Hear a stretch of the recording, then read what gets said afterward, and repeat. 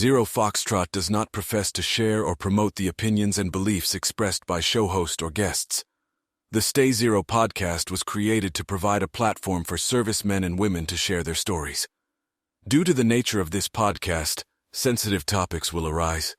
Conversations about combat, PTSD, drug use, and other such subjects will occur. Viewer discretion is advised. Welcome back to the Stay Zero podcast. I have Eddie Shelby here with me today. Eddie was in the Army, and we're especially here to learn about his role in the capturing of Saddam Hussein. So what's up, man? Thanks for coming in. What's going on, man? Good to see you again.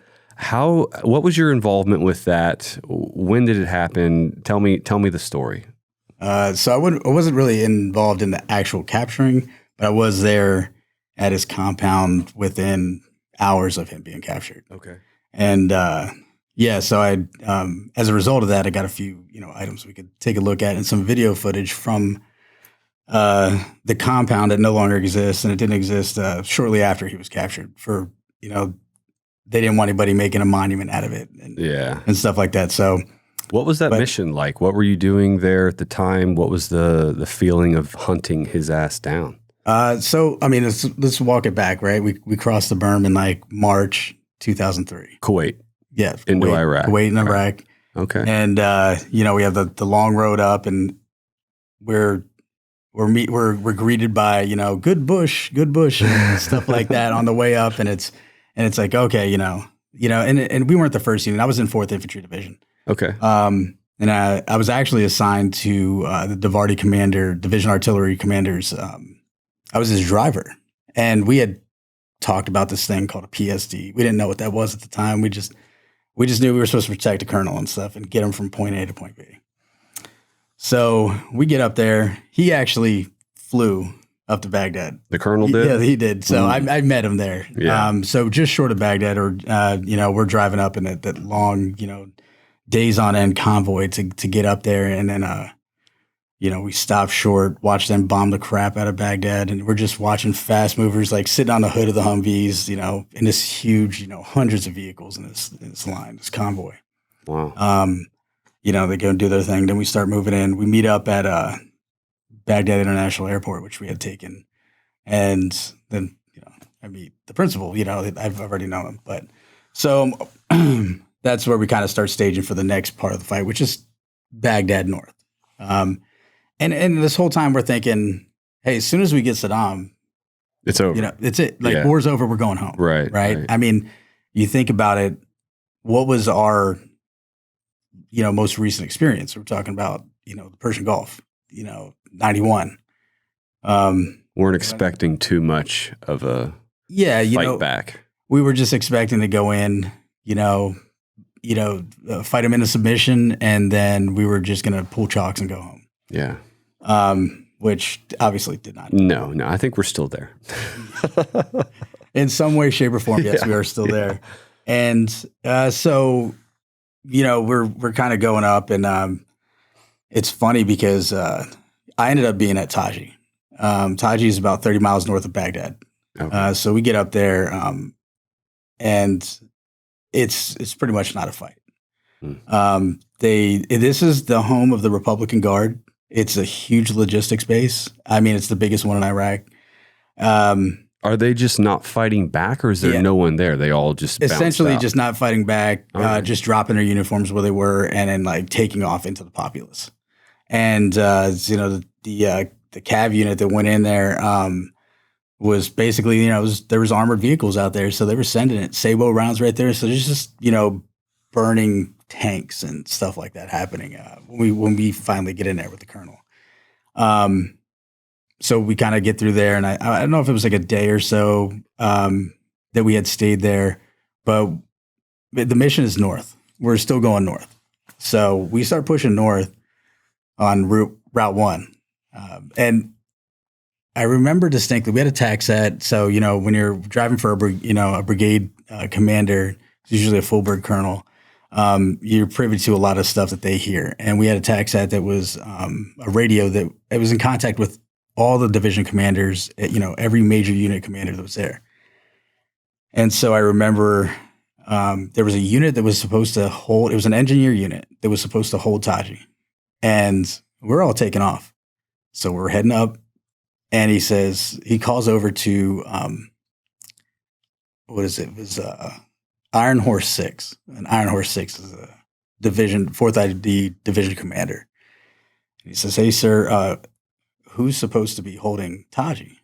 And he says, I won't say the unit, but it was an engineer unit. And he says, "Well, they're ahead of us in the convoy, so they're obviously not securing it." Yeah. CG gets on there, and he's like, "Damn it." He's like, "I need you to go back. I need you to go back and take it," because we were like last in the convoy. So that was our new mission. That was not intended. This is like one of those like, fragos that, it was one of those things that we did not plan for this at all, but it's our mission now. So we turn around and go back. And in that little bit of time, we're talking, as slow as the convoy was moving, maybe an hour, 2 hours, something like that. You're talking 20 years ago. So I'm trying to remember exactly how long it was, but I don't recall it being very much time at all.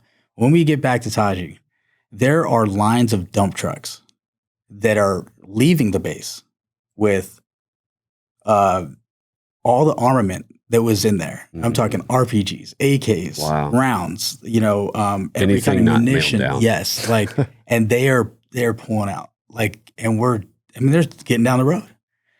So we stop them, and then it's like, dump it and get out of here.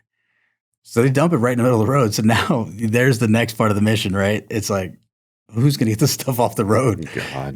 But it's on base. And so we can secure the gates and as best we can and move on from there. But Taji became our base after that. And that's where we stayed. But there were still, and at the time we didn't move like the Marines did. We didn't have brigade combat teams. We had. What do you mean by that? How are the Marines moving in comparison? So you guys move with you have your infantry, you have your artillery support. You kind of all moving as a mix of you've got your infantry, artillery, your support. You're all moving as a small unit, across. You have everything right there. It's with you. We were moving separately. Okay. Infantry was in one spot. They were moving with the cavalry squadrons were moving. The artillery was all by itself. And we were like, what were we supposed to do? Clear houses? That's not what artillery does. But that's what we ended up doing. Yeah. Support units. You see like Jessica Lynch, she was support, I actually interviewed the officer that recovered her. Did you? Last fall or actually this spring for another thing. But yeah, very interesting guy and interesting story. Right. It's pretty wild how the wheels just fall off and you're like you said, you're not clearing houses, but you will. Yeah. and you're on the road, right? She's on the road. She's thinking she's just moving stuff. Yeah. Nobody would have thought at the time. We were all just like, wait, what? Like, how was she? Yeah. That's not my job when you. Right. That's exactly what was happening though. It was like, well, everybody kind of just, hey, it's our job now. So let's get after it. So, now, mind you, I'm traveling with, a good part of the 4th Infantry Division's artillery unit, and me being with the division or the division artillery commander. We call it the Vardy commander. We're kind of pushing people where they got to go to, but there were some people that needed support that we had to branch off. Okay, so this battalion is going to go with this unit, and so they were kind of breaking away and going north, and while most of us stayed there. So, we get in there when that's our mission, we start, setting up shop, setting up operations, securing the base as best we can. This thing is huge. Yeah. If you're familiar with like Fort Hood, if you've ever been up there, it's the largest garrison, it's got a huge, land mass. This is kind of what you would see Taji as. It's like huge logistics area. Just warehouses full of like, anti-aircraft weapons, ZSUs. They just, and they're still in the packing grease. This is where everything's being pushed out of. So you can imagine if like that stuff had gotten into the wrong people's hands, and some of it did. Sure. Like I said, we were picking up dump truck loads that were just spilled onto the ground of like RPGs. So it was one of those things. And anyways, so we sat there for a while, but now we have subordinate units that are kind of spread out throughout Iraq. 4th Infantry Division headquarters gets set up in Tikrit. Pretty far north. I mean, if you're talking about the Humvees back then, no up armored, no doors. In fact, actually, I think at one point we ended up, and I think this was like a military wide problem, but it was like the left rear door was just missing. Like nobody ordered that door, or it was a different contract, or something happened. But everybody's running around with like these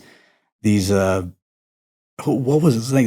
Not canvas. It was like a plastic door. It was like the one that I had in 04 when we rolled into Fallujah through Karma. They were zip up doors. Yeah, like you could zip the window down, right. And it was just a nylon door. Yeah, that's it. Yeah, so nylon, right? With a frame to hold it. Yeah, so when you start getting that speed, it starts making that noise. Oh yeah. So like a nylon, 3 nylon doors, but we were just like, well, what's the point of this? Yeah. So we were dropping them and traveling like that. But anyways, that's concealment, not cover. Exactly. Like this is not stopping anything. Yeah, no. Stopping me from getting out fast enough. But yeah. So they so division headquarters is up there, and our further south is us at Taji, 30 miles north of Baghdad. And so rolling into the whole Saddam thing, you had the Uday and Qusay thing that happens in Mosul, and we're thinking, well, we're close. We're close. Like, what happened with those two? So that was 101st mission. They found the intel, where they were hiding out. They went in, and I want to say that like they hit the door with like a stinger. Wow. Like they weren't messing around. They ended up getting killed in that firefight. Those guys were such pieces of shit. Yeah, they were. The stories, like if you read books on them, my God. Yeah, it's unimaginable.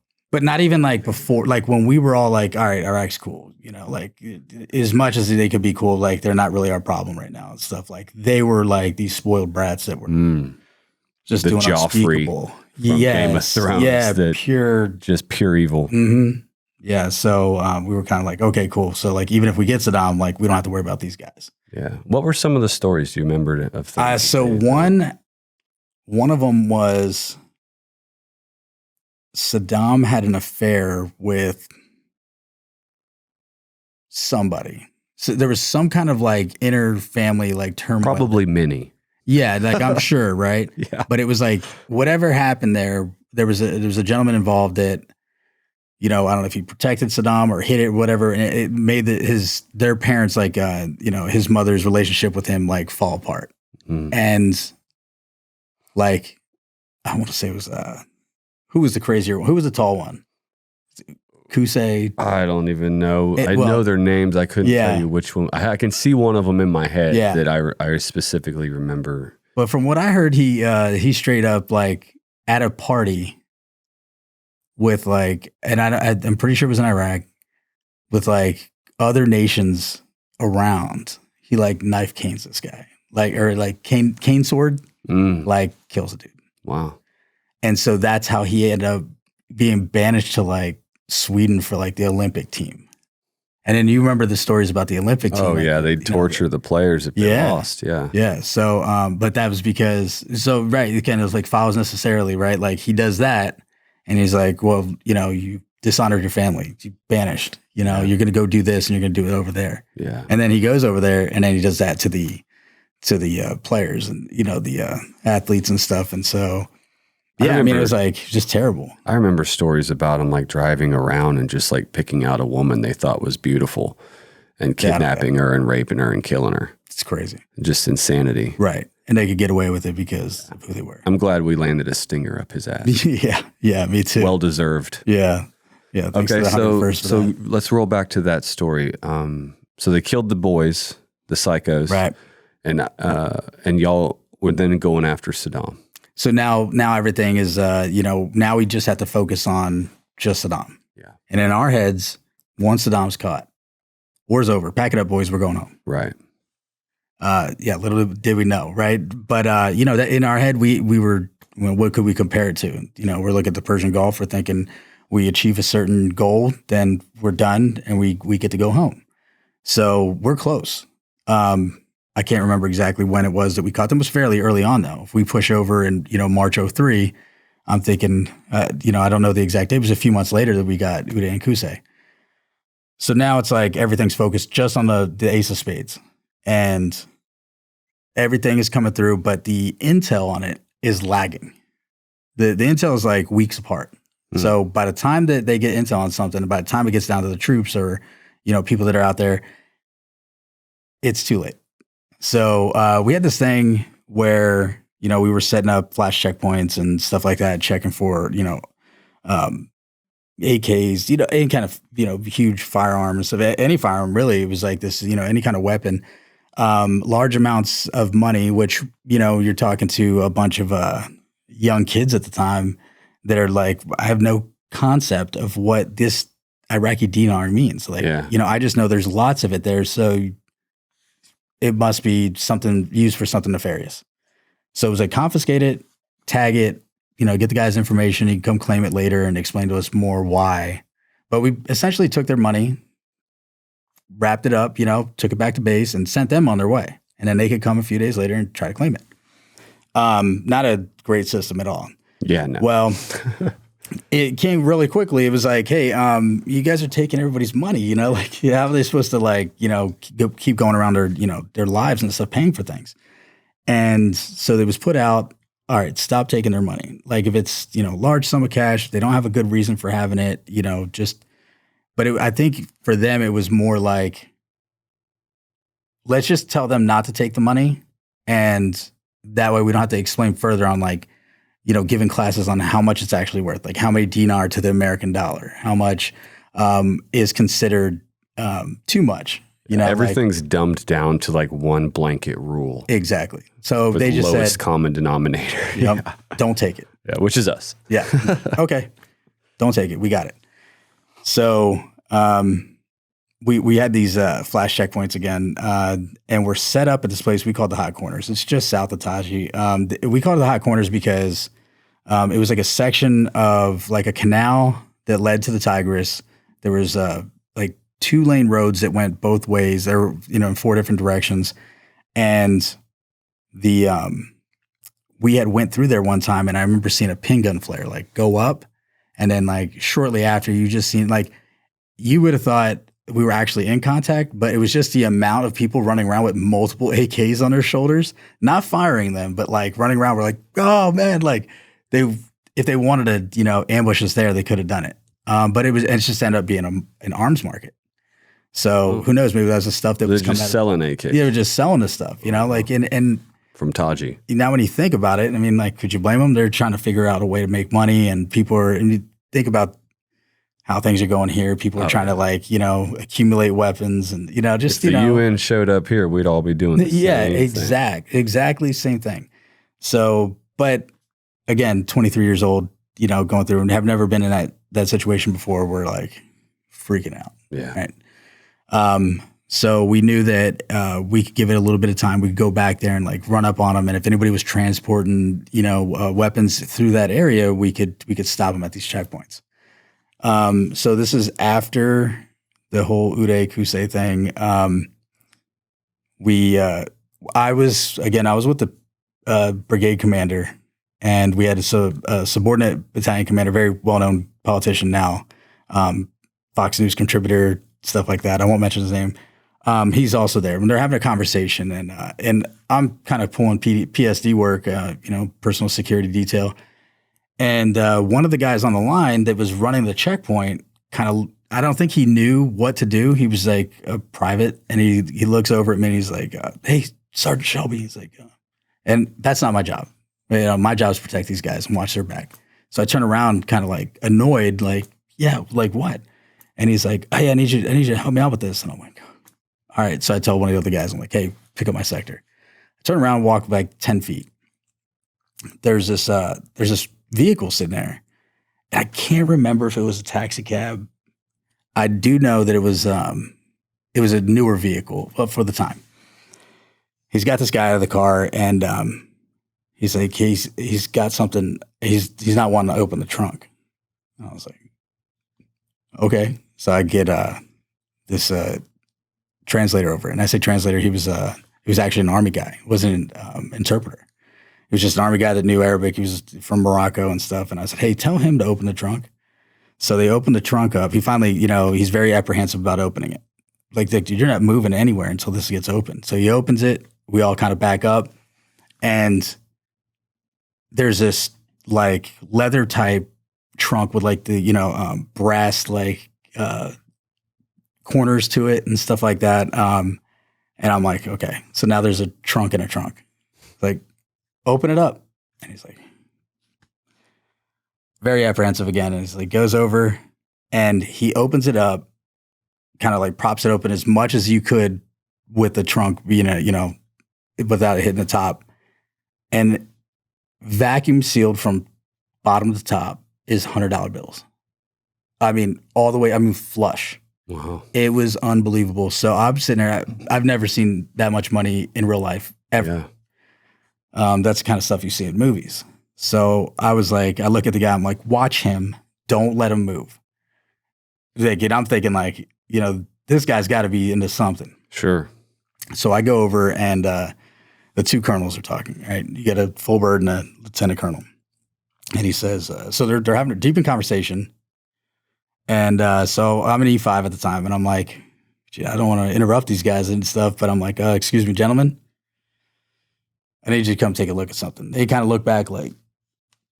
Same way you did. Like, what the hell is this motherfucker? Like, what is this? Yeah, exactly. Like, it's in karma. And it's like, you're going to want to take a look at this.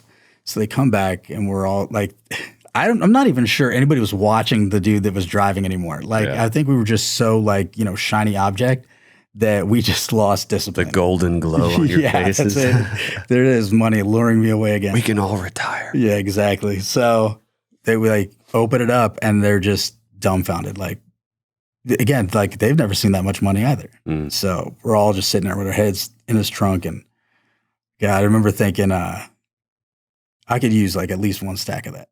Like right with my E5 pay, 2003. And I just remember someone coming across and just one of them saying, I won't tell if you won't tell. And we just kind of laughed a little bit. And then, so we got his story. Like, why do you have this much money? And he's just didn't stutter, didn't have to recount anything. Was just like, I'm a cab owner. He's like, I own a very large cab company. You know that they're robbing all the banks in Baghdad. So I went down and I got all the money out and I'm taking it back now so that they don't steal my money. That's legit because at the time, all the big banks were being robbed. I mean, there was nothing you could do about it. We weren't securing them. There was no Iraqi security forces, securing them. It's a little unusual that it would be US dollars though. Yeah, but if you're thinking like the amount of, so that's a major currency. And what I didn't know was I'm half Filipino and half white. So I remember people coming up, Iraqis, and they're like, you're Filipino. And I was like, how do you know that? They're like, before the war, there's Filipinos everywhere. Mm. Like there was, just because we weren't doing business with them didn't mean everybody else wasn't doing business. Sure, yeah. So there was a lot of international, traveling going on there. And it's Baghdad. It's the crossroads of the Middle East. So a lot of people going in and out of there. And so, you'd think like, it should be in like dinars and stuff, but probably did a lot of, exchanging of money to make it, condense it. Sure. You think about how many dinars you would have to carry versus the dollar. Oh yeah. So, if you're at $250,000, Yeah, we were talking earlier about like they'd have whole truckloads of just stacks of cash. Right. And how much would that be if it was go buy dinars? I don't know, $20,000 probably. Yeah, it would be. Exactly. So like if you take that amount of cash and convert that to dinars, they probably need a truck. Yeah. Right. Yeah. But if you condense it down, probably fits in a trunk. Right. A trunk in a trunk. Yeah.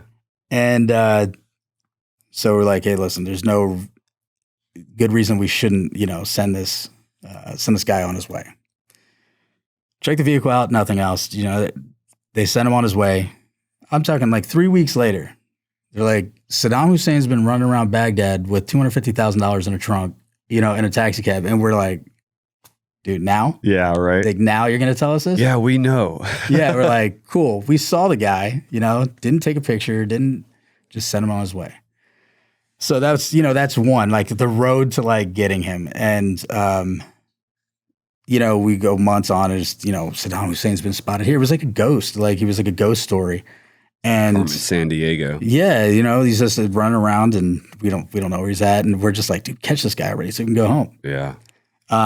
Mind you, you're still at this point, we're still at that point in the war where people are actually like supposed to be getting out of the Army and they're like stop lossing them. So stop loss is a big deal. Oh, like that was a big thing for guys like, hey, I'm retiring at this time, or I'm, my enlistment is up at this time. Like I want to go home, and and they're like, no, you're not going home until this is done. So there's a lot of stuff going into why we should catch him and why we should end this right now. Yeah. For them, It's funny that when people say that like, military service is voluntary. Mm-hmm. I'm like, yeah, until you sign up. Like you can't just go home because you're like, yeah, I don't want to play anymore. Yeah. Like, it isn't voluntary. It doesn't work like that. No, like you don't want to play anymore? Well, you can go sit in the box. You're signing up is voluntary. After that. Yeah. Everything is not theirs. so much. Yeah. So some other intel came out that he was running around Al Dwar, which is which is an area where one of our subordinate units is at, and it's basically across the Tigris, and basically across the Tigris from where Tikrit is. Tikrit's the hometown of Saddam Hussein. Mm-hmm. And he's riding around on a red moped. He's, scruffy, big beard, scruffy hair, long hair, and stuff like that. Now, this is months after the first initial intel went out. A far cry from a guy that's running around Baghdad to a guy that's literally riding around by himself on a moped, in Al Dwar, not far from where the 4th Infantry Division headquarters is. And so we're kind of like, speculative of the kind of intel that's coming across. But this is at the lowest level. Like, we're not there vetting it. We're not doing any of that stuff. That's not what we're hearing, We're just hearing what we're hearing. And so December 13th, 2003, I think it was really early, late at night, the sergeant major comes in and he sees the team and he's like, be ready to go in the morning. And we're like, oh, what's going on? He's like, just be ready. And we're like, did we get him? And he's like, he doesn't share anything. He's just like, okay, you just be ready. Oh, dark 30, whatever that is. Right. Then it was like 5:30. He was like, so they didn't tell us until we got it. Vehicles are fueled up. Everything's ready to go. And he said, hey, we're going to Al Dwar. And I was like, oh, okay. So I know which unit's up there. We're going to go up there and see him. And so on the way up, I think the colonel looks over at me and he's like, they got him. And I was like, they got who? Now there's not just the Ace of Spades. There's all the people in the Bat Party. There's a whole deck of them, right? And he's like, Ace of Spades. And I was like, no freaking way. The first thing in my head is we're going home. Yeah. Like I'm not even thinking about like, oh, we got this guy, and stuff like that. I was like, how long had you been in country then? Oh man. So was that your first deployment? First deployment, yeah. 10, because I didn't go to Afghanistan not until I was contracting. And so we're talking 9-month mark, 10-month mark, something like that. And I remember in like August of that year thinking like, Jesus, like, let's go. Like, what are we doing? Like, we're at 6 months, let's go. So we end up going there and they're like, we roll up to the spot and it's, they're like, this is where they caught him. I was like, dude, we're here. So we actually, let me backtrack that. We went to the unit's headquarters and where their base was. And so now we know we caught him and we kind of knew what was happening. And they're like, hey, so he was caught inside this hole, this spider hole. And there was this like styrofoam cork on top of it. And then there was like a prayer rug or a mat and then a prayer rug and stuff. And they ended up finding him. And I was like, sweet. So they had this thing inside their headquarters. And we're just like, oh man, cool. Like photo op, take a picture. Here I am, like. Well, that's some of the video that you've got. Yeah. So that was like the first part. And, we're just like, all taking turns, taking pictures with it. Like we figured it's going to be on the news and stuff. And it ended up being on the news like real quick. So they were like, hey, do you want to go see it? And everybody's like, yeah, do we want to go see it? Yes, let's go right now. So we go out there, and we had heard, not all of them were there. There was a red moped there out front of the compound, and there was a taxi cab, and they found him with $250,000, or roughly about that, right? So like all the intel did check out. We just didn't get it in time. Minus one stack that you had in your ass. Minus the one, yeah. Chub that one. So, so there's, everything's, we're going in, and we're like, we allowed to touch anything? And they're like, yeah, it's already been exploited. Like the spooks came in and got whatever they needed, and, but you don't really know what that means. You just kind of going in. I'm going in there with some, privates and PFCs, and we get in, first thing you see. So we get in, it's like a stone wall, like stone brick, like mud brick type, compound. It's outlined. It's got some like ivy or brush like on the actual walls, like growing over the top of it. And I remember walking through it, and I was like, geez, this is where you're at? I'd have figured you were something a little bit nicer. And, but it was a little bit deceiving. So like when you walk in, it was like big open, like a dirt parking lot type thing. Like, so there's neighborhood around it, but it was kind of off to there's space. There was space in there. And so we go in, and there's like what you would imagine a manger looks like, like from the Bible. Like it was just like this little, like one enclosed building, and then like a hut off to the side of it, like connected, but off. And so it was like where they kind of did their cooking, and then a part where they slept. Yeah. But there's like, it's like walking into the Garden of Eden. To us, we're coming from the South, so we're more like desert. There's palms and date palms and stuff like that. But for the most part, wherever we're at, it's like it's not Sahara, but and it wasn't like where you're at. Like that Western Iraq type thing. Oh yeah, man. But when you walk in there, it's orange orchard, pomegranates. I mean, the sun is barely getting through. I mean, it is like irrigation going on. You're like, what? This is awesome, but then you kind of look at his area. It's like, it's tossed, and you're just like, and I remember thinking, well, it doesn't look like there was much of a fight here. And they're like, hey, they didn't fight at all. And I remember hearing somebody else say in conversation that wasn't directed towards me, but they were just having a conversation sidebar saying, they're like, yeah, the guy just came and opened the door, which we'd later find out was his bodyguard that was going to give him up the whole time. And they had, there's a couple interviews with, Colonel James Hickey that talks about, and he was with the guy that led the operation, Red Dawn was what it was called. That they kind of, worked this guy, and he was like all about giving him up. He's like, yeah, done. And like, I want a house in Vail in Colorado. Yeah. And I'll tell you where he is. That's probably it. No doubt. Yeah. So so that's the guy that opens the door, right? There's no fight. Yeah. You just go in. They're kind of looking around, and, they'll say on the news, there's like a 60 Minutes video. Like, it's basically the same footage you're going to see, but it's like, I don't know if it's like Tom Brokaw or something like that. But he's, there's this hole in the ground, but they weren't really looking at it at first. But there's, the cork was in it. There's a mat, there's a prayer rug, and there's like 2 bricks on the side of it. And in my head, I'm thinking the guy's like kind of giving that facial like point. Like, yeah. So, warmer, colder, kind of walking them in like, when you're the first one that gets caught playing hide and go seek, you kind of help them find the other. Exactly. So, you want to watch the video? Yeah, let's do that. Show me the video, and you can kind of narrate what we're looking at here. I got some headphones here we can listen to. Testes, 1, 2. About to go see the thing that was covering Saddam's hole. Look at that handsome man. God, 23. Through a flashbang parallel landing laughing of one of the women. There it is. Burned her up. Burn it out, blew it off? Arterial bleeding.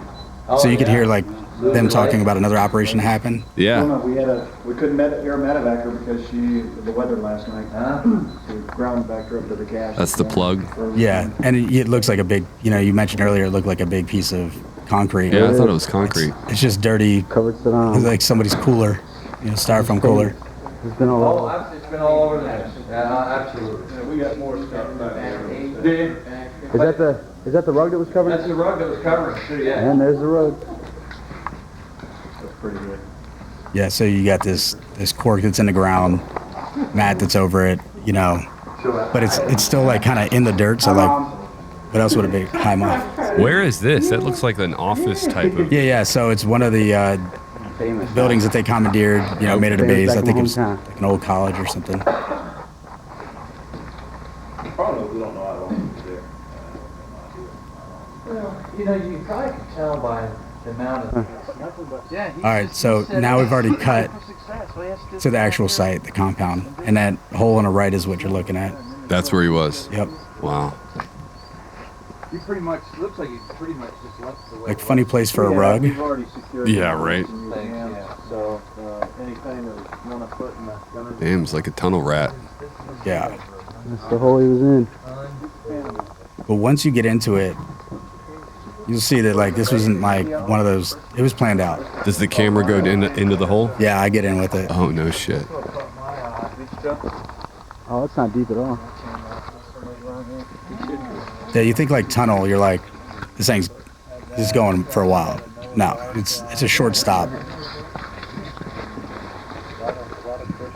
Hey, look, there's Before LEDs, Yeah, right. Yeah. that was the best you got with flashlights.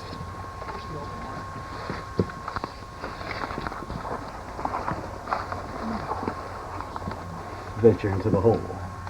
So I think I'm just like putting my hand in the camera down there, trying to see as best I could before I just. was like, Yeah, it screw looks like it's just like a nook for him to hide.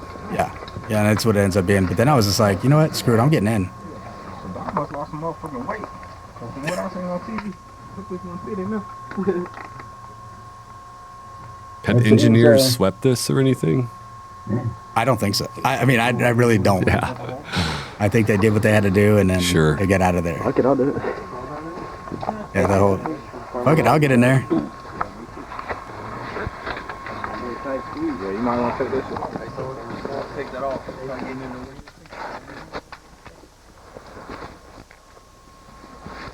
Those old flak jackets. Oh, Getting jeez. into the very hole. We spent like the first part of the conflict without anything in it. It Oh, wow. was like empty. No plates or anything? Yeah. Just, yeah.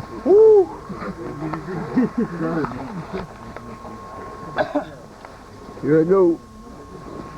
Back when I had hair. Oh my goodness. Yeah, this is small.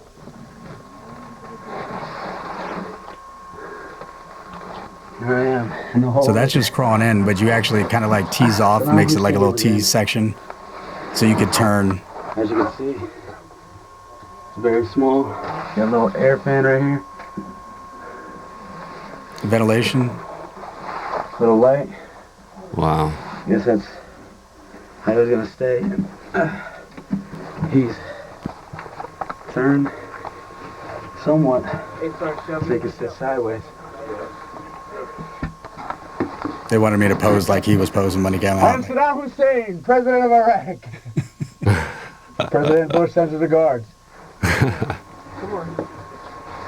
And then I mean, that's it. Like my back is pretty much against the wall. Like my butt is like right there, Yeah. so he and then my actually feet had are to touching the other side. So I mean, he wasn't. He was Just gonna be enough down room. there. Yeah. And then I was like, okay, I'm done. Get me out of here. Yeah, right. That's it. So you got the guys that are just kind of walking around the compound, checking out things and stuff. And there was some stuff that we found on there that, like a Christian calendar. Yeah, like straight up. And so it ends up like Saddam Hussein's like was really enamored with like the Christian culture and religion. Hey, yeah, the other way. He is. But then you hear the Not stories that comfortable. like he's a descendant of Saladin. So it's like, okay, it kind of makes sense. Yeah. Hide out. Going into this building right here, this is where his bed was, his bodyguard's bed. Fucking great. They kind of tossed the Hey, you area. gonna need some what do you light it? The room he was sleeping in. Is that a night scope you got there? Dude, that is like, yes. It's like infrared scope. Yeah. Oh, it was terrible. I remember. It was like cutting edge though. Yeah, no, we thought it was great. Some honey. So I was like jonesing for honey, and I was like, dude, I'm gonna snatch that honey up. Then I was thinking like, dude, what if that's like cyanide honey? Yeah, You know, like, yeah. So I was like, no, I'm just gonna leave it right where it's at. Yeah, good call. Good call. There's the bookshelf. Is that where you got this book? Yeah, No shit. it's a funny story about that too. I don't know if you might be able to. I think it's the book on the bottom right there. Yep.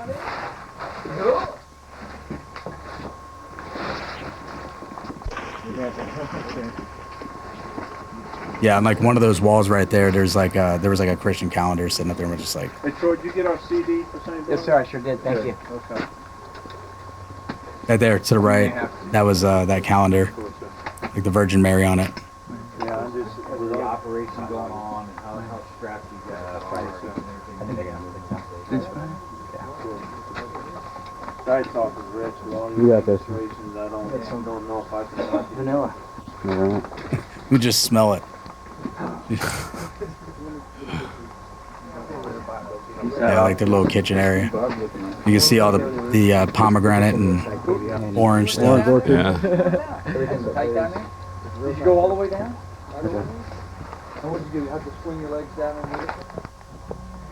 and All the irrigation. I mean, this is not what it looks like at all on the outside of the This is compound. orchard right This here. is like dry and dusty.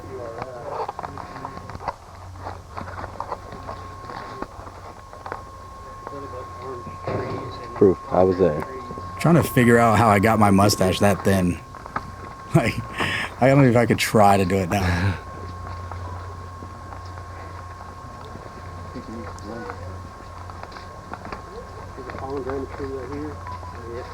Is this not the nicest place in Iraq?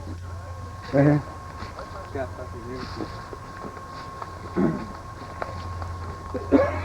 Hey, those are those Pomegranates. yeah. The other ones, the red ones are hard to reach. Maybe those are the good ones. That's the ones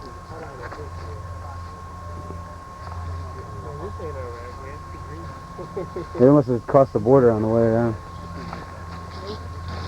Yeah, it kind of just looks like we're not in. Yeah, it's we're not big. Iraq anymore. We're Big orchard, yeah. nice, dude. We started heading back to the front after this. I don't think I was really interested in going too far back into the orchard. It's like, okay, I get it. But after seeing all that dry stuff and being around where it's just desert and stuff, you're kind of just like, cool grass. It's funny how cool it is just to see plants. Yeah, that was exactly. Like I was more fascinated with the plants than probably anything else I there. heard the brown ones are the ripe ones. Oh, kidding. Remember, it was a special day in Western Iraq when we saw clouds. Oh yeah, I bet. Yeah, definitely. So heading back up to the front, the stuff like that. I can smell this video. If you could smell and taste the video. Oh yeah. Oh yeah. They all smelled the same. That Yep. is unbelievable.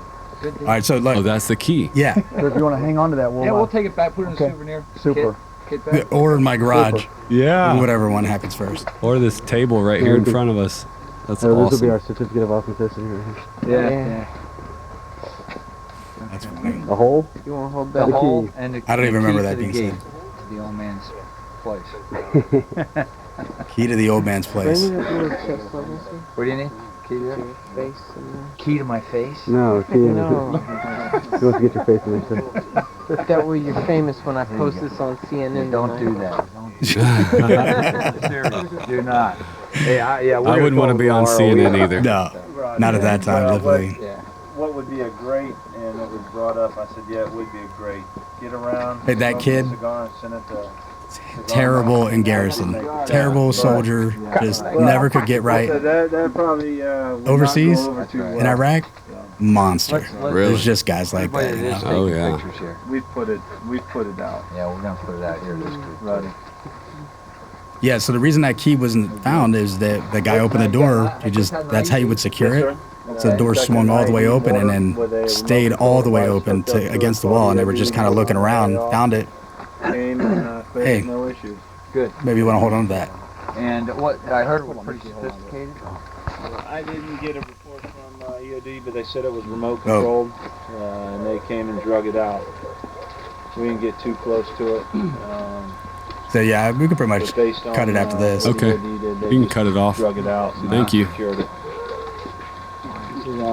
We've either, I guess, if I go back a week.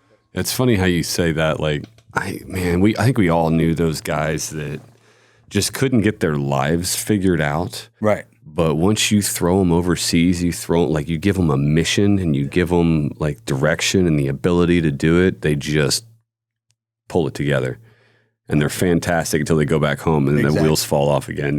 I ended up going off to be an instructor in a leadership academy, and I ran into him at like the shop at, or like the commissary or something, and I was like, I recognized him from the side, and I can't remember if he was in uniform. I think he was in uniform. And I looked, and he was like a private again. And I was like, dude, that was like, you were a private 1.5 years, 2 years ago. Like, what's going on? He's like, yeah, I actually made it up to corporal, and then I got busted by the time. And I was like, but then this guy goes overseas again. He's like a freaking hero. But then he comes back, and he just can't get right. But good kid. Can't get right. But let's look at some of these things. Yeah, definitely. This is Saddam's Harry Potter book, right? Yeah. So the story behind that is, so we're getting into vehicles. We're leaving. We're gonna head back to the other unit's headquarters. We're gonna say our goodbyes, do whatever, and then we're gonna take off, head back down to Taji. So you might have seen it in the video. You see a guy running around with like a knit cap on, right? He had the same gear on, but that was like one of their interpreters. We're getting out. I jump in the left rear of the vehicle. I'm weapons pointed out. We're getting ready to roll. Colonel's in the vehicle. We're buttoned up. We're ready to go. And I see this guy coming out, and he's got books. No kidding, arms fully extended from his hands to his chin. He's holding them. He's like this, walking out of there. So I was like, that's a freaking brilliant idea. So I jump out, and I'm like, hey, man. I was like, let me get one of those. And you remember, he's like, fuck you, man. Get your own. And I was like, you son of a bitch. You stingy bastard. So the colonel's already looking at me like, what are you doing? And I'm like, hold on, sir. I run into the compound. I see this book.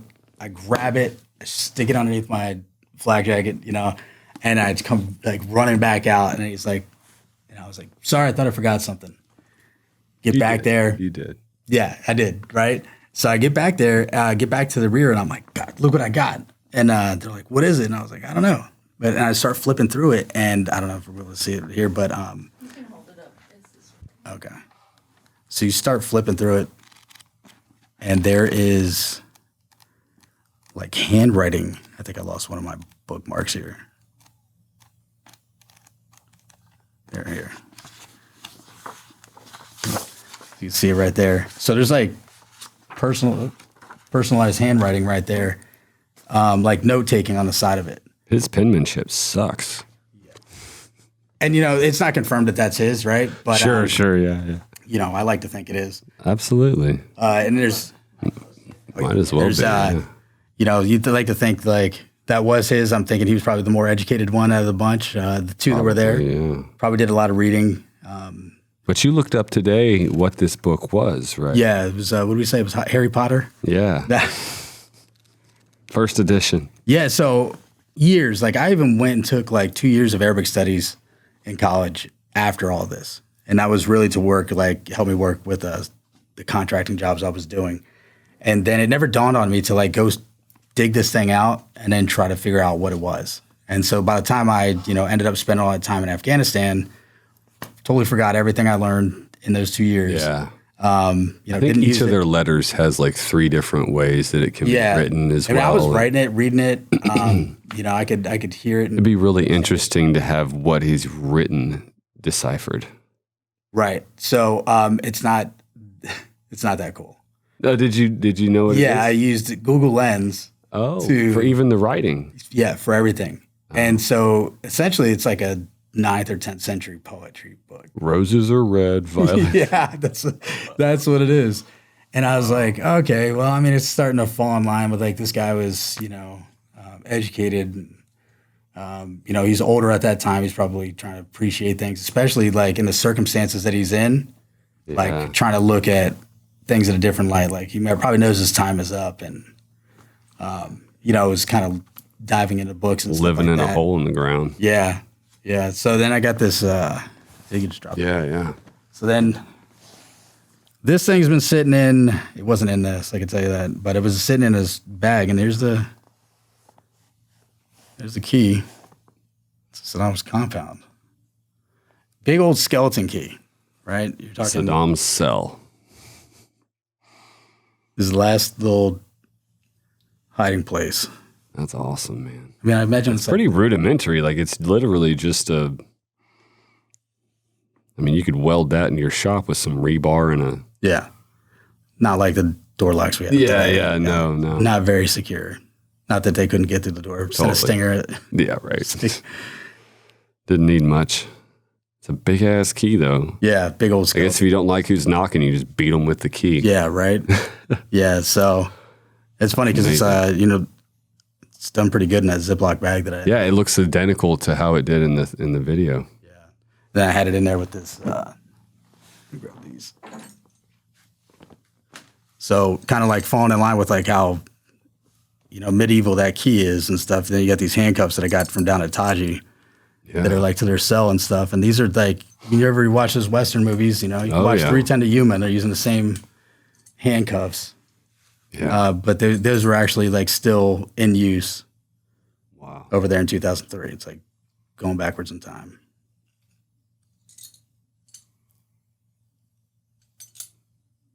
That's awesome, man. You definitely got some history there. Yeah, it's pretty cool. But yeah, the whole experience was pretty good. You know, I remember afterwards getting back, there were some people that didn't really get a chance to go and stuff. And so it was like kind of like our job after that to like kind of explain how it went. Then seeing the video was like a good thing. I mean, that's like a 35 millimeter camera. I think that's what it was, like one of those little tiny tapes you'd stick in there. And I must have gotten, I think maybe I bought it over there or maybe my wife sent it in the mail. But I definitely don't remember having it when we started off because I have zero footage or hardly any pictures from when we first kicked off. Yeah. So definitely something that I probably got, you know, a few months earlier. So I'm like trying to use it as much as I can. I wish I had been better with taking pictures and things. I think I had a digital camera for my first one, but it was a month and that shit didn't work. Right. Like the moment the sand got in that focus lens, it wasn't focusing anymore. Yeah. And so my buddy Eric, his mom would mail him disposable cameras. Yes. And so that was the thing. Like you wind it up, take pictures, and then mail the camera back home. Yep. And apologize to your mother for all the dicks that were probably on it. Yeah, don't leave that thing around. Don't leave it around. I can imagine. So the funny thing about that, right? So we were getting those from like USO, like everybody was like very big into supporting the troops at the time. Not that they're not so much now, but I mean, it was fresh. You know, it was this big conflict that happened. And so people were getting these care packages with like bags of Gatorade, disposable cameras and stuff. And it's like, those are ones that like, if you want a focus picture, you're going to hold it like, you know, 2 feet from the subject. And I remember we had to go up north for a meeting. And now this is like, you talk about like, it was like north of Mosul or something. And I remember being over in that area and more in like a Kurdish population, but we were from the South. So we're like super uptight. And we get to this this place and I mean, this PSD jumps out and the colonel walks in and it's just like certain people are allowed in there. All the other PSDs have to be out, but there's like a lot of commanders there from all different units.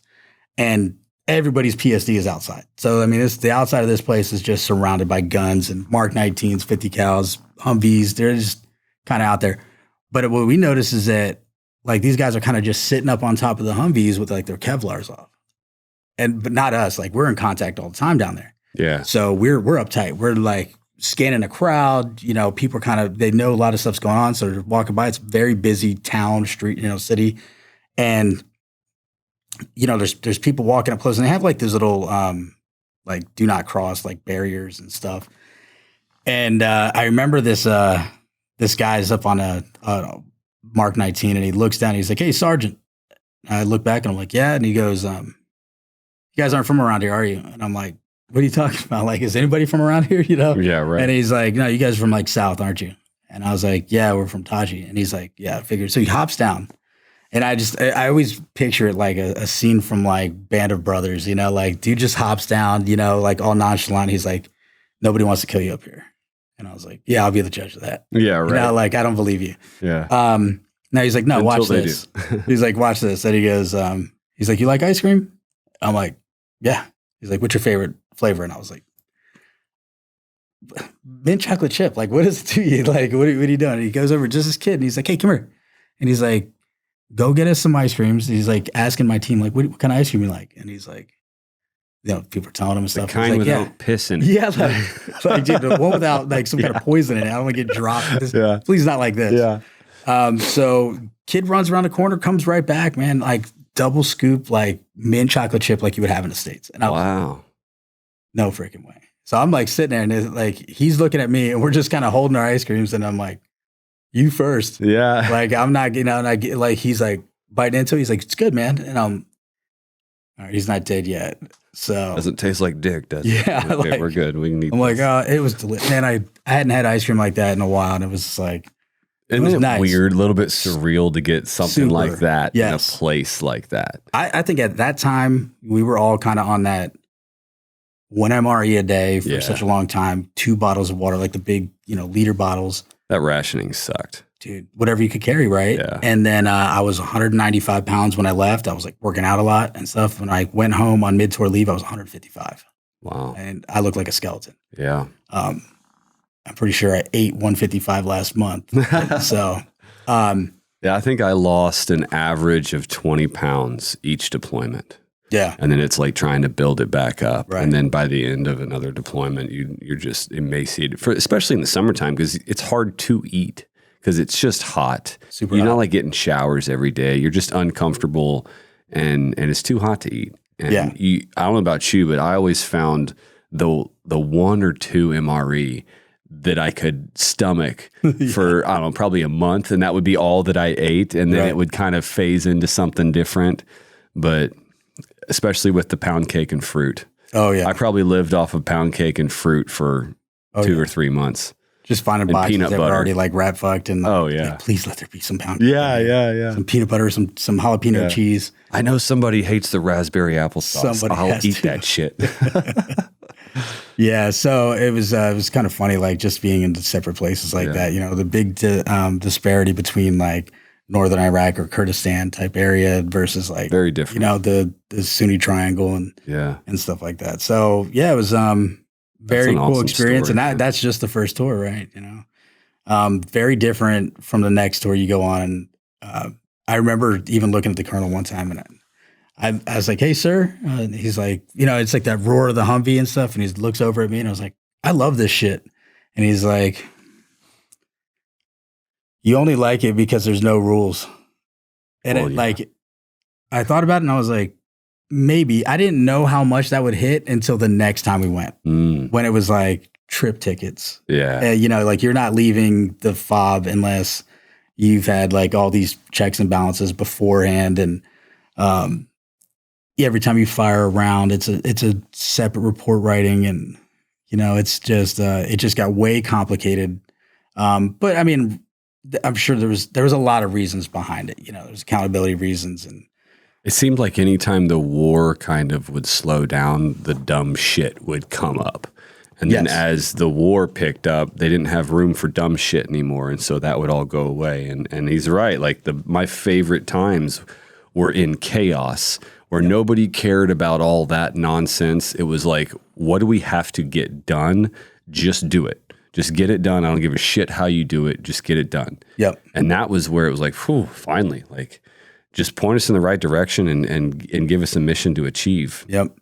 It was And just, I always envied history because I'm sure it's not true, but in my head, it was like all the previous wars, they were just allowed to do whatever they wanted. And now we have all this armor to wear and rules to follow and paperwork to do. And yeah, man. Well, so it's funny that you say it like that, because when we were talking about that scope that I had on there, I remember it was like a M644 Raptor. That was like the no, it was like, And like, where did I get it from? One of the teams had made a trip up to, I think it was like Camp or Fob Spiker or something. It was a big logistics area.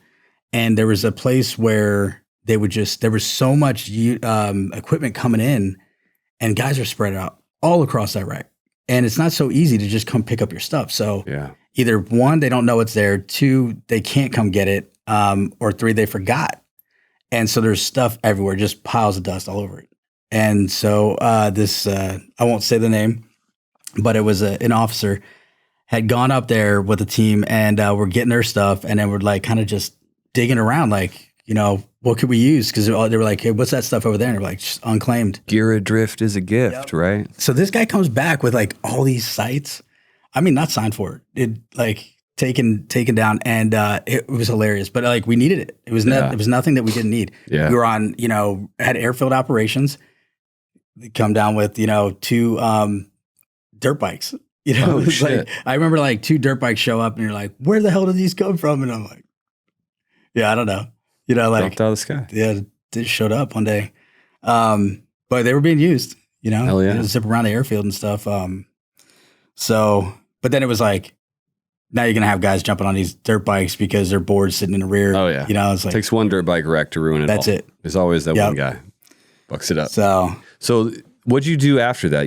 Were you in the Ranger Battalion after that? Yeah, well, so before that, but so that kind of like leads to why I ended up being like picked as the driver and on this team in the first place, is that the colonel, one of his in a, you know, another unit, one of his battalion or company commanders, or we call them batteries in artillery world, was my FSO at 2nd Ranger Battalion. And then so when I left there, you get so much training up there. Like it's just money and training, and you're just very high speed, because not that you're so much different. Like it does take a different walk of person to want to volunteer for that unit. And you can get kicked out like just about anything. Like if you're just not performing, if you're not, you know, meeting standards, if you get in trouble, like they'll push you out of there. So people that are there want to be in those special operations places. And so just a lot of training and stuff. And when I came down to the regular Army, it was like very easy, and I couldn't understand why. And I had been in regular Army before, but it was very short stint. Like my first unit was in Korea, and then off to the Spec Ops world. And then I met my wife over in Korea. She was a soldier as well, and she's from Texas. She gets out, she wants to come back to Texas, or she wants to stay in Texas, and so there was like no convincing her to leave. So I had happened to be in my reenlistment window, and I come down, and I'm at Fort Hood, right? And so what leads to that is that now the thing about the Spec Ops world is that it's like the Marine Corps. It's very hard to get promoted until someone leaves, because it's so small. Like it's a very small area. So I would see guys that like in the Marines, like working on a contract, and like, oh, I was in for, you know, 4 or 5 years, and like, oh, what rank did you attain? And like, oh, I was an E3 or E4 and stuff. And you're like, geez, you know, I was already a staff sergeant by that time. Oh wow. But there was room to grow, but not inside those smaller units, because somebody has to leave. Like their position has to be available for you to get promoted. So when I come down, I'm going to these boards. I think I was soldier of the quarter for the unit. Like the whole, I think it was brigade. I was a brigade soldier of the quarter. I had went to like a 1-month leadership school, came back and got promoted, and then went to another board and was NCO of the month. Wow. And so like this guy comes in as a new colonel, like, you know, taking over command, and like my pictures are like side by side, like one is an E4, one is an E5. And he had just fired his driver for like eating a hamburger while driving. You know, it was like one of those things. And wow. He's digging around. And he's like, get that guy.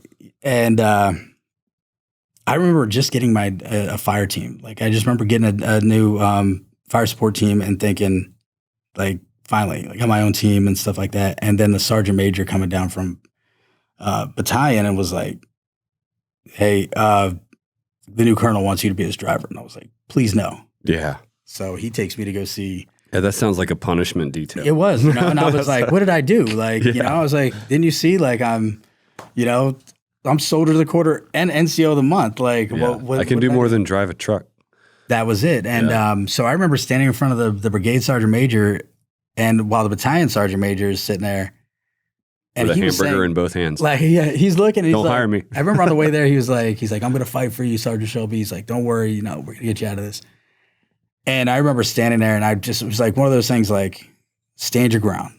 Like, he's like, so basically, you know, this is the brigade sergeant major talking to me, and I'm standing at parade rest, and he says, listen, you know, I know it's not an ideal job, but it's going to be a feather in your cap, this, that, and the other. He's going on about what I'll be doing and stuff like that. And I said, with all due respect, Sergeant Major, you know, I respectfully decline. You know, if you're asking me, my answer is no. And he's like, I think they already knew, like, that was like, listen, you're going to do it. But they were trying to be nice about it. Yeah. And like, they were like, listen, like, they're like, you're going to rub elbows. You're going to be around and you're going to be in the same room with a lot of people. You're going to get more experience here than you might, you know, you're just going to see parts of the Army that you would never get to experience before where you're at. But I just got a new team, you know, so this is a very big milestone for me personally. And it just kind of goes back and forth. And I'm like, no, please. No, like, no, thank you. And then the battalion sergeant major is like, he'll do it, Sergeant Major, with a smile on his face. And I was like, Judas. Yeah. You know, I was like, dude, you gave me up, man. Yeah. But he was right. At the end of it, you know, I remember not liking it. It was not very sexy at all. I remember a lot of map making, a lot of like fetching things. And well, fuck yeah. No one goes to Ranger Battalion to drive the colonel's truck around. Yeah, you know. Like, you bust your ass for that shit. You want to go be a Ranger. Yeah, exactly. And, you know, come back down, do like-minded things. But that kind of stuff wasn't available either. I was, you know, I left on my own choosing. You know, I chose to leave. And then I remember thinking I want to go back. Like, I just, like, you know, I just want to go back.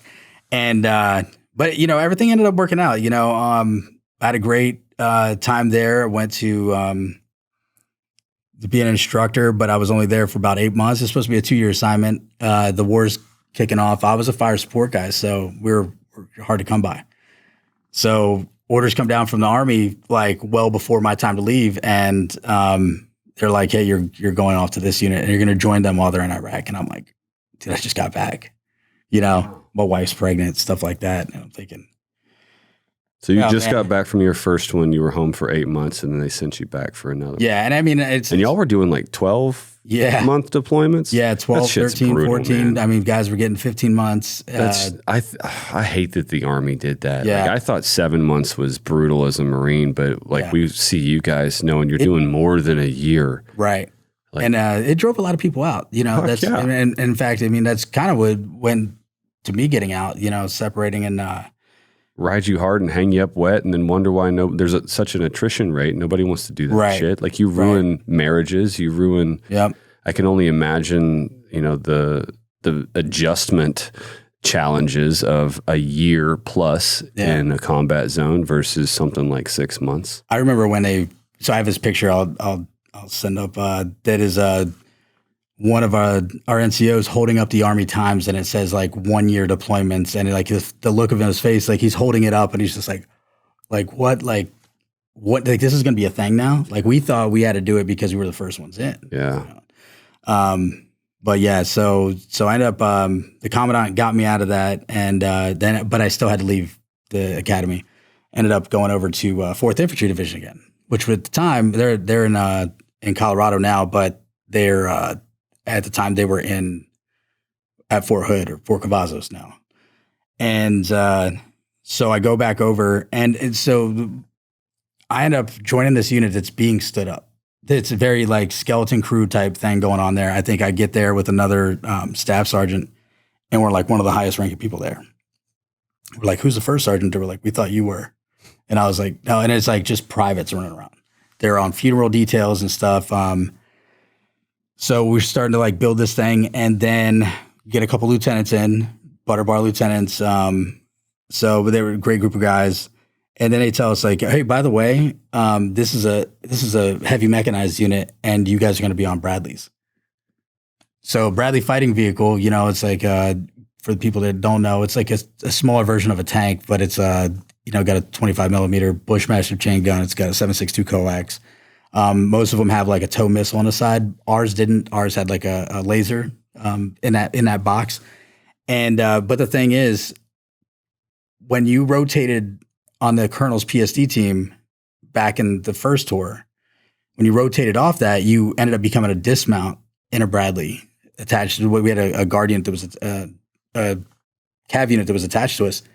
And I lost 3 friends to an IED. Like, and the worst part about that is it was such a huge explosion. It was like something like 250 pounds of Russian TNT and like all these other different like munitions that were shoved into a culvert on a road that they were patrolling. And it blew up between like the second and third road wheel. And the force was so bad that it separated the turret from the actual hull, like a cork.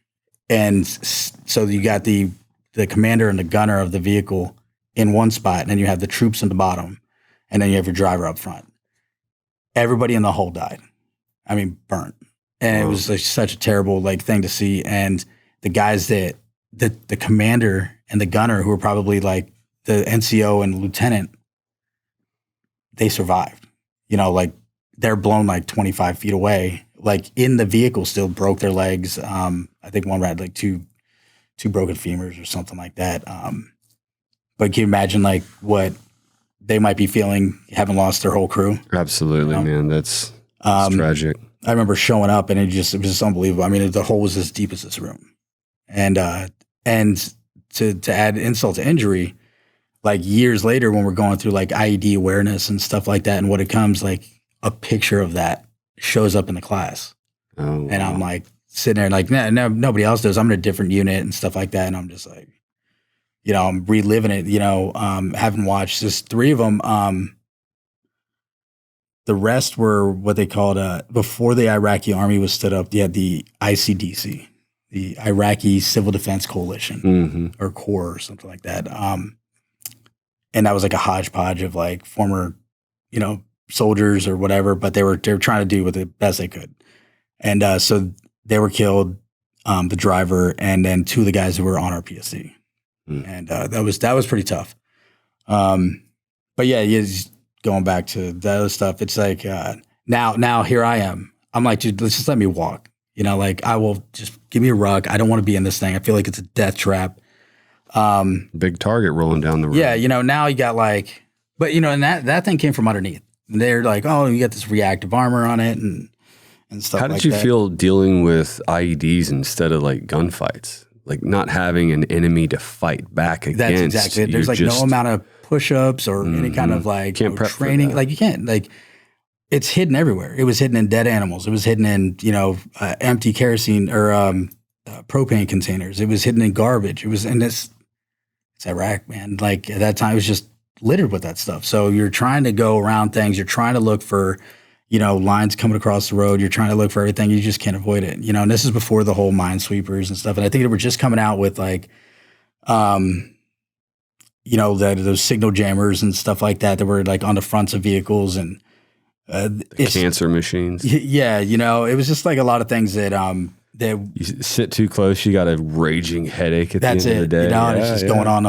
whole time. I remember dudes getting sick. Yeah, yeah, that's crazy.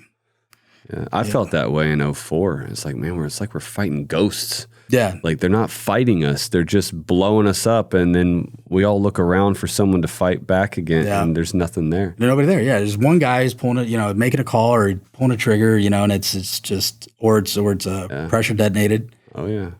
The scary part was like when the EFPs came out, you know, and it was like, yeah, it's going to hit you from the side and I don't care about like what kind of armor you have on the side of that thing. It's going straight through. That's it. And, yeah, super scary. That second tour we ended up getting nailed with like 5 IEDs, a couple RPGs. The RPGs, it was like after you hit a couple IEDs and the RPG hits you from the side, you're like, you know, like you have one of the other crews looking at it, like, hey, you guys good? And we're like, yeah, why? Like, just got hit by an RPG. And we're like, well, didn't feel it, man. Like, keep rocking.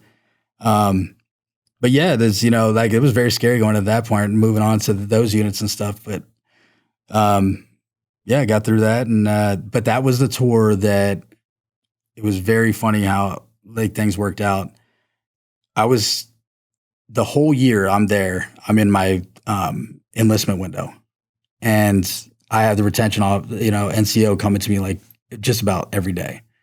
Hey, they got this new thing, you know, they're going to offer you, you know, $35,000 tax-free, reenlist over here. And I was like, no.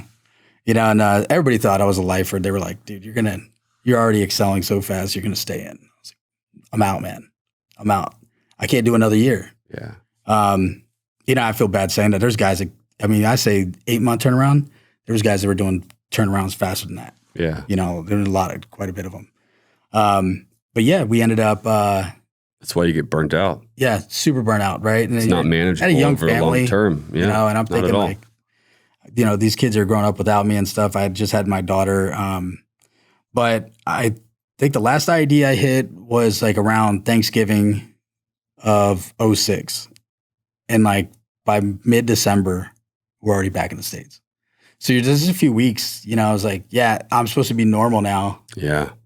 And just a few weeks ago, it's like, what were you doing a few weeks ago? Like, oh, I was probably fishing or something like that. Like, yeah, I was getting blown up in Iraq. Yeah. You know, oozing stuff out of my ears and, you know, knocked out, or, you know, my driver's flash blindness and knocked out, and, you know, my LT's knocked out. It's stuff like that, you know, and then we had Christmas break and the rear D had everything under control. So we kind of just like floating around, not really on leave, but on leave.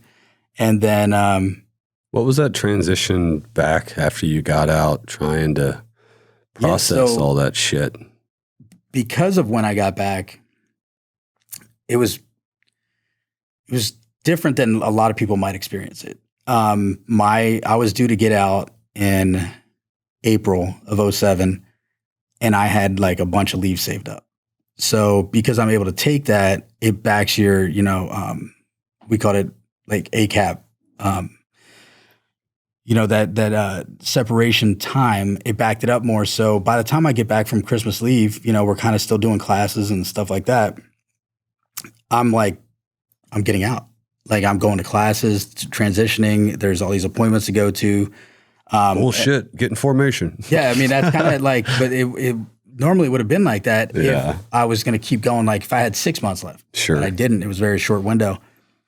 So you talk about November 06, I'm getting hit by an IED, which was like probably the fifth of, you know, the last one. And April, well, no, earlier than that. So probably mid-February, like I'm done. Like I've signed out. I've done all my paperwork and stuff. Now I'm like just using the time that I had saved up for my leave. So technically in, but like I'm out. Like I'm growing a beard. I'm, you know, growing my hair out. I'm golfing, stuff like that. Like that's what I'm doing. All the rebellious milestones that we go through. And I still felt weird being around like in a military town. I went to a driving range and like I'm like over there trying to be Tiger Woods, and like this major shows up and like in uniform like for his lunch break, and I'm like, oh shit, I'm caught. And I was thinking like, I'm on leave. Like, you know, I'm allowed to be here at lunchtime or sup, dude. Like, what are you doing here? Yeah. It was very, very, very weird. And I just remember that transit. It was very weird to be out but in, and then I couldn't start working until I was I had already gotten a job with Goodyear, and they hired me in a leadership position after they were like, hey, pending this training and stuff, we want you to kind of run some centers and stuff like that. I was like, cool, you know, but I couldn't start until I was actually out. And I remember going, you know, floating around the States working for Goodyear and then coming back. And I remember I tried to rent a boat from like this, it's Belton Lake, and it's controlled by the military and stuff. And you had to be in the Army to rent a boat from there. And I had a boating license from there. And they were like, oh, I'm sorry, it's Army only. It was like, so that transition is like, here I am 1 month, right? I'm getting, you know, a Purple Heart, you know. Then very few short months later and stuff, I'm not part of the team anymore. Yeah. You know, and I made that decision on my own, but I felt like excommunicated. That's exactly it. You know, I felt on the outside and very much alone. There was nobody in the new job that I was in. There was probably like 1 or 2 guys that had been in the military. But like nobody with the experiences that I had. Who was I going to talk to? You know, I didn't want to bring that stuff on my wife. TBI wasn't even a thing, you know, so it was like you got post-concussion headaches and, you know, deal with it and stuff. And how did you deal with it? I didn't. You know, I didn't deal with it right. I drank a lot, very angry, felt mad at myself for feeling those feelings of like being alone and stuff like that. You're just like, stop being a bitch and just carry on and take a knee, drink water, stuff like that. Change your just, socks. Yeah, exactly. It was like one of those things where I really didn't want to mention it to anybody. So I kind of was, did that job for like 2 years, started going to school, kind of couldn't really figure out what I wanted to do. It was like being with Goodyear was cool. It was making me money. It was making me a lot of money, way more than I was making as a staff sergeant with 8 years in. So that was great, but you're still alone. You're using the stuff that you were taught in the military to kind of run a civilian side of a company, and but you're still on an island. And I remember getting out. I applied for Blackwater 07, 08, 09. As circumstance would have it, the recession hits. They shut down my section of Goodyear in San Diego, where I was at, and I ended up getting on with Blackwater. So I was like, all right, cool. Like, I'm excited. I think it was in the National Guard. I was in California National Guard. That was kind of like that's a different experience. That's like being associated with, but not really being, and that's another story. But I remember getting into Blackwater, and it took me a year to get my TS clearance. So like, it's like, hey, you're almost there. 1 year later, that's when you go to training. But probably the best thing that ever happened to me. It was like you can associate, relate to this. It was like the island of misfit toys. Like everybody there has got their own shit. They've been through it. They had the same experiences. So now you're sitting around at those tables for lunch, and it's just guys like you. And you're sharing your experiences, story after story and stuff like that. And as you get to know people and stuff, you start to see how they're dealing with it, how not to deal with it. Yeah. Kind of reflect back on yourself. You see somebody acting like you're acting, and you're like, disapproval. You're like, Jesus, I did the same shit. Yeah. I might need to change up some things. Yeah. So yeah, it was, being a part of the contracting tribe was one of the best decisions and phases of my life. Yeah. Just from an educational standpoint, from a networking standpoint, especially. Yeah. Those relationships I'll carry for the rest of my life. Like I still talk to many of them all the time. And it's just as much a family as the military guys that you were with. Absolutely. I mean, you go right back out there, different mission, but you have that mutual respect. You have that background, that understanding of each other. But with the hindsight and maturity of already having gone through a lot of that shit, right? Like I'm not there for combat anymore to experience a war. I'm here for a community. I'm here to be a part of this tribe again among men that I respect and feel like I have a role that matters to people and earn it. That's big. Yeah. And that's actually one of those things that I think people don't really figure out until they're already into something, or if somebody's helping you out, then they might kind of bring that to your attention. But there's a lot of things that like, you don't know why you feel those feelings. Yeah. Like, why do I feel like this? Even on contracts, like, there was stuff that you could hop over to and make more money. Sure. But it was about the mission. Like you were like, it doesn't matter, like I was over there selling tires with Goodyear, and I was making a good amount of money, way more than I was making as, a guy in the Army. But it wasn't satisfying. I was like, at the end of the day, this is just, and I was good at it. I wasn't great. I was still young. I was just learning the ropes and stuff.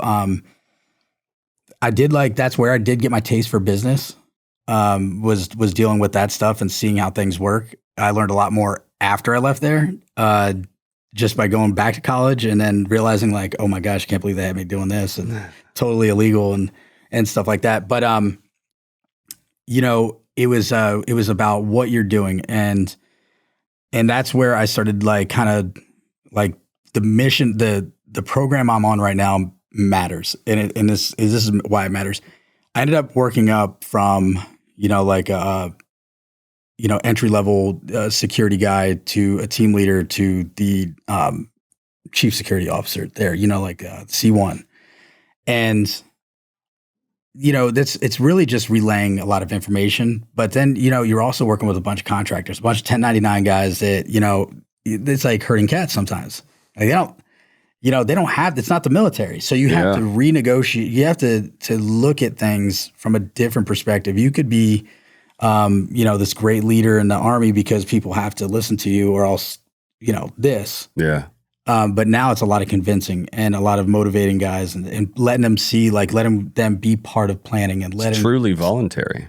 Truly. It's guys the free market army. Yeah. They're like, you know what? I don't like that you're here right now, but I know you're going to rotate out. Yeah. So I'm just going to not come back. Yeah. And so you're gone, and it's like, you don't want that to happen.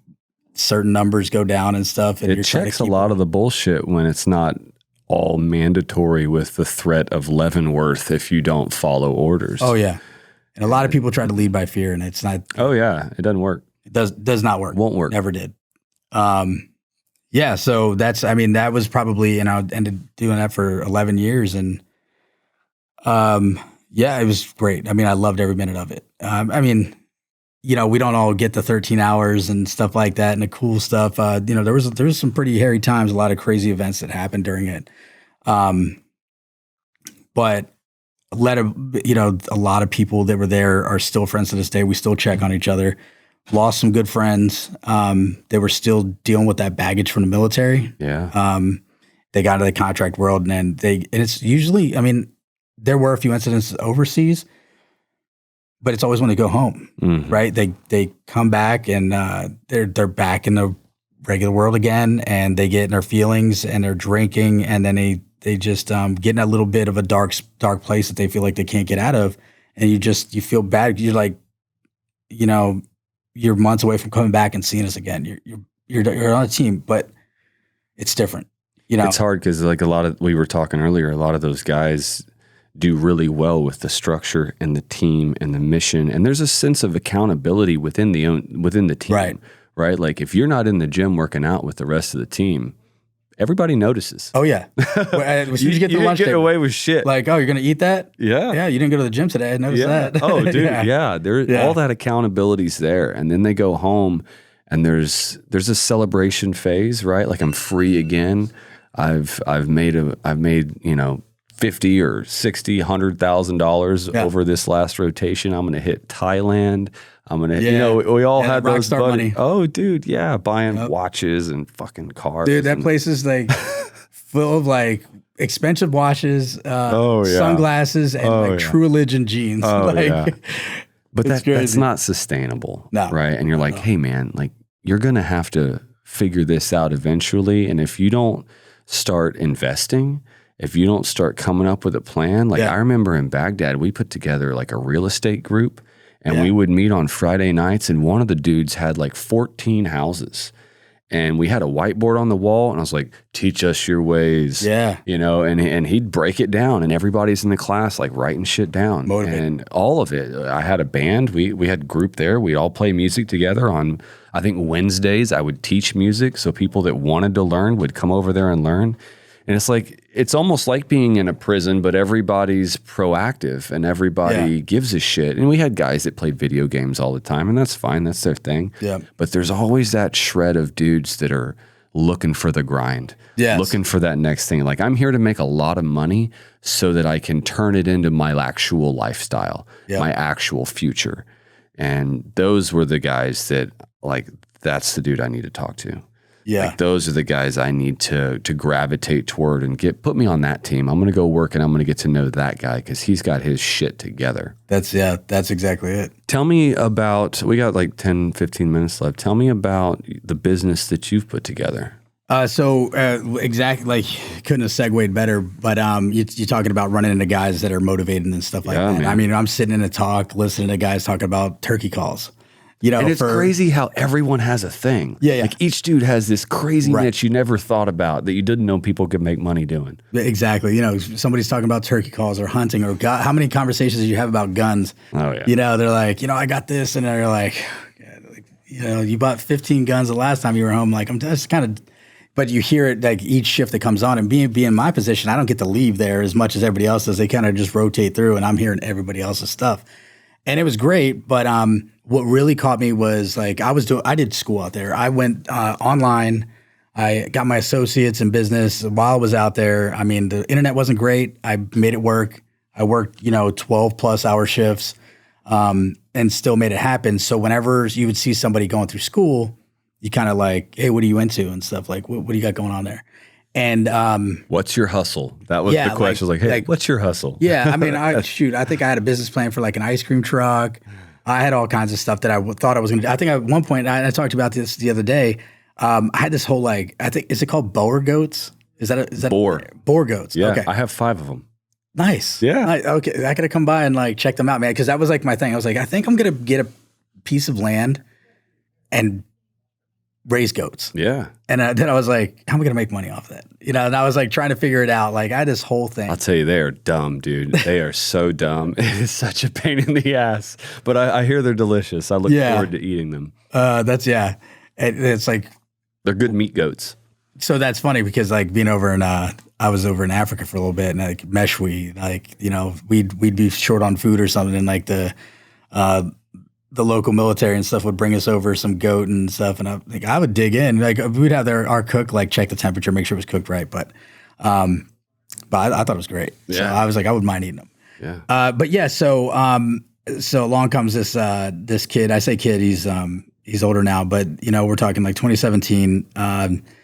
His name's Trey McMullen, and he says, I walk in to the office and I'm like, dude, shades on still, like first thing in the morning, and like coffee in my hands, like I'm beelining to my office, and then he's there with like smiling and stuff, and he's like, oh hey, he's like, oh, I'm Trey, nice to meet you and stuff, and then I'm just like, all right, like too much happy going on right here, this early in the morning. Not digging your positivity right now. And I'm like, I'm probably like 80 days into a tour, and I sit there, I'm reading through my emails and stuff, and I look back and he's got like all these like study guides and there's, books out for college. And I was like, hey, what are you working on over there? And he's like, oh, this is for my master's.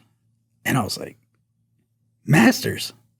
I was like, dude, I just struggled through a freaking associates. And like, here you are with your master's. And he was, he wasn't new, like he was new to the site, but not new to the program. Mm-hmm. And he's like, oh yeah, he's like, I'm going to do this, and then I'm going to go on to move into my doctorate and stuff. And I was like, tell me more.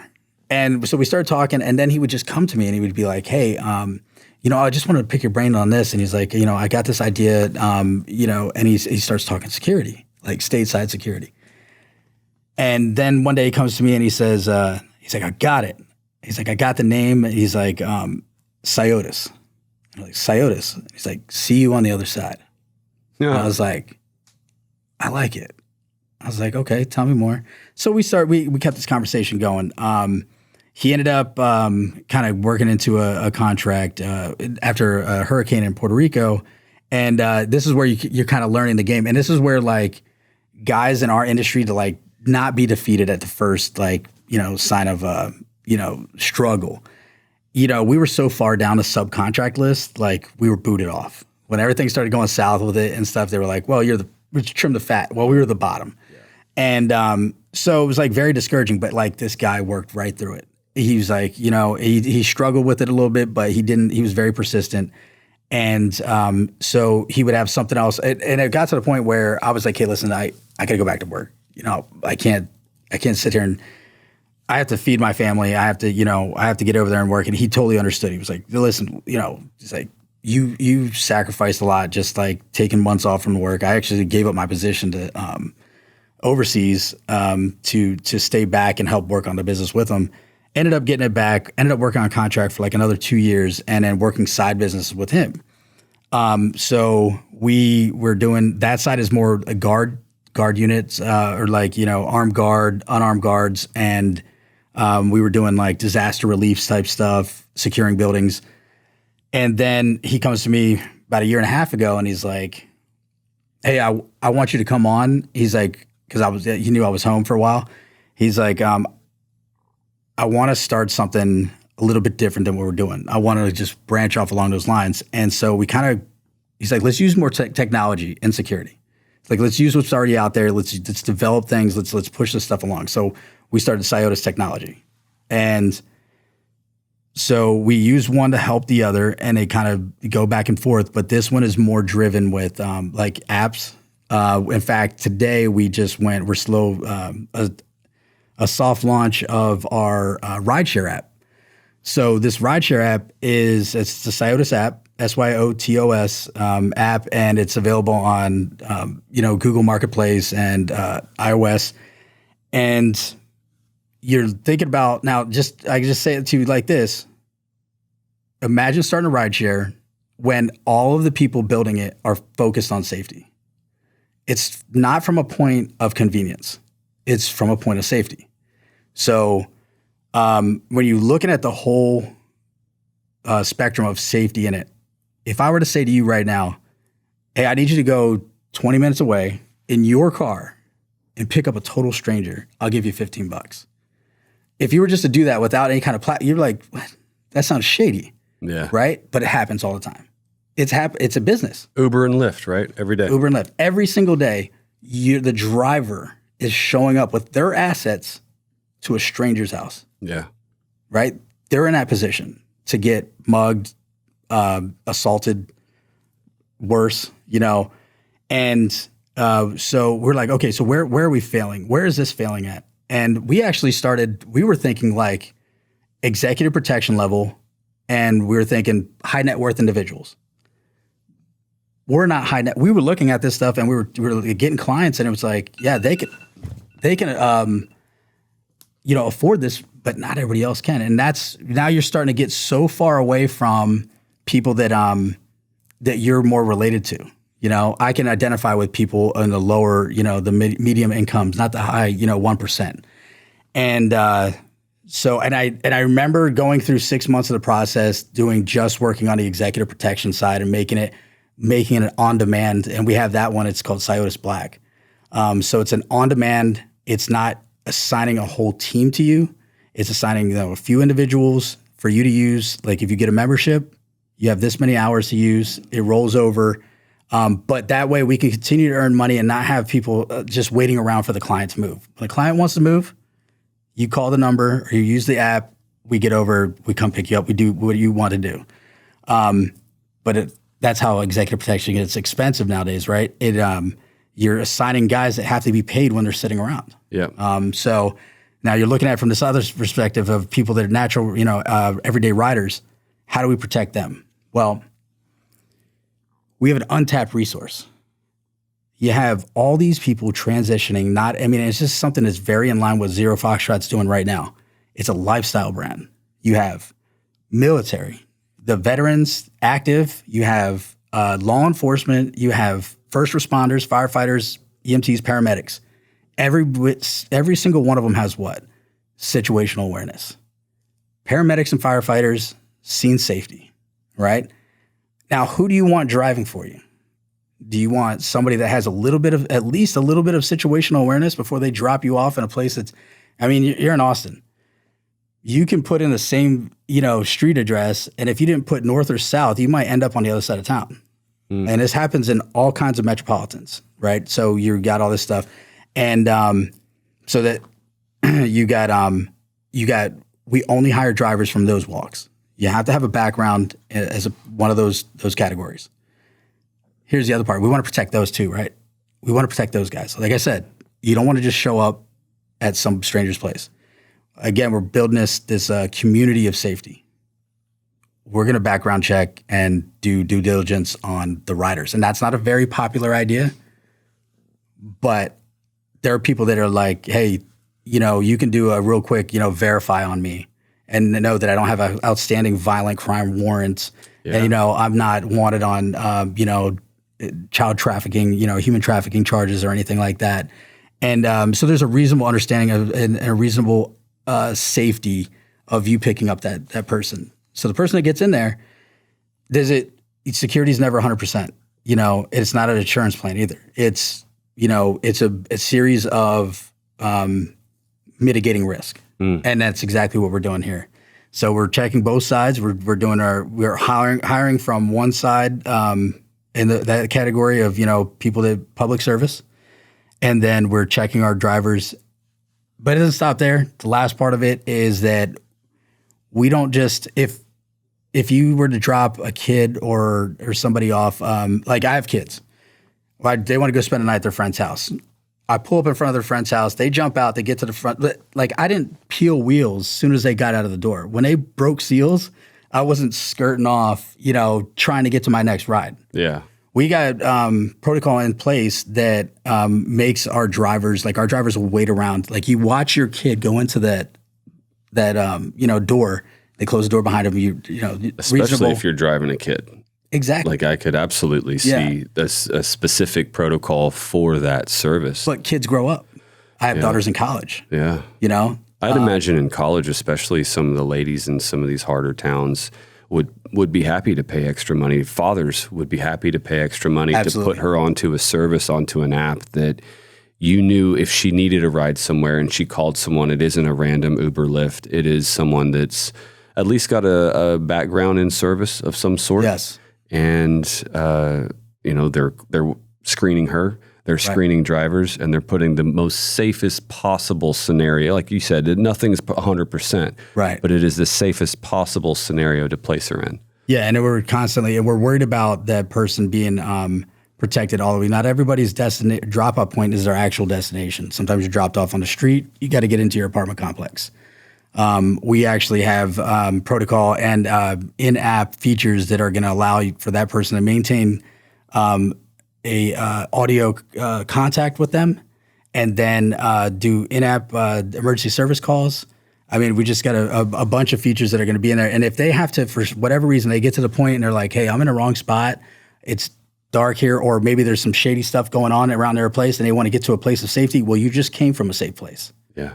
We're waiting around. You can hit a stay button and you can get back into that car. We'll take you to wherever you got to go. So we're sticking around. We're not just leaving you high and dry because I have to get to the next fare. But again, that goes back to what we were talking about when guys get out of the military, when they stop being firefighters, when they stop being cops, that was nature to them. If they did it for that long, it grew into their nature, or they were already like that when they joined. And so now you get to the point where they feel like maybe they're not part of anything anymore. This is their chance to kind of like fill that gap. You can make your own schedule. You can drive when you want to. But when you get in there and you drive for Sciotis, you're making a difference. You're potentially protecting somebody's kid, somebody's mom, and we're paired up with Polaris. We're, which is doing our part in preventing human trafficking, interdiction. We're supporting that cause. We're teamed up with a lot of the Chiefs of Police of America. We're in that association. We're starting in Miami. Chief police out there in Miami's got our nod. I mean, it's a force multiplier, not only because they get to transition guys like, hey, you're retiring, we want to fish, you can go drive and you can make a difference in this as well.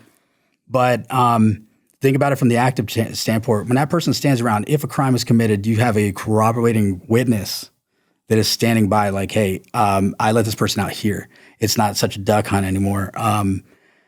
And then, like I said, we already have version 2 in the works, version 3. It's already there. It's getting ready to get laid out. But soft launch was today. And that's awesome. Very happy for it.